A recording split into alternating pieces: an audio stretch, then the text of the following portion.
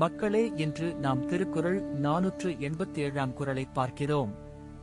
இது திருக்குறளின் பொருட்பால் பகுதியில் உள்ள அரசியல் என்னும் இயலில் இடம்பெற்றுள்ள காலமறிதல் அதிகாரத்தின் 7 குறள். புல்லென ஆங்கே புறம்பேரார் காலம் பார்த்து உள்வேற்பர் ஒள்ளியவர். இந்த குறள் சொல்ல வருவது என்னவென்றால், ஒருவர் வெளியில் இருக்கும் சூழ்நிலைகளை பார்த்தித்து காலத்தை நுணுக்கமாக அறிந்தால் உள்ளில் உள்ள பிழைகளை தவிர்த்து முடிவெடுக்க முடியும்.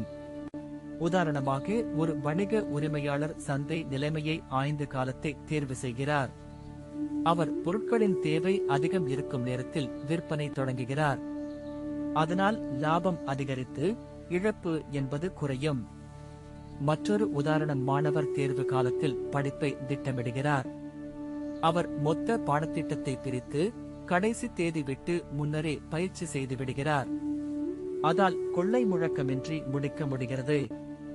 இன்றைய வாழ்க்கையில் இந்த குறளை நாம் பின்பற்றினால் நேர மேலாண்மை திறன் வளர்ந்து பயனுள்ள முடிவுகள் எட்டப்படும். நாடைச்சமான தகவல்கள், தொழில்நுட்ப மாற்றங்கள் மிகவும் வேகமாகும். காலத்தின் ஓட்டத்தை அறிந்தால் நாம் வேகத்துடன் ஒத்துழைக்கலாம். இதனால் வேலை, கல்வி, குடும்பம் போன்ற அனைத்து பகுதிகளிலும் சமநிலையை பிடிக்க முடியும். தவறான நேரத்தில் செய்யப்படும் நடவடிக்கைகள் அதிகம் இழப்பை உண்டாக்கும்.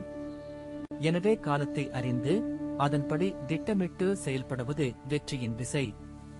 இதுதான் இந்த குறள் சிறப்பாக கூறுவது.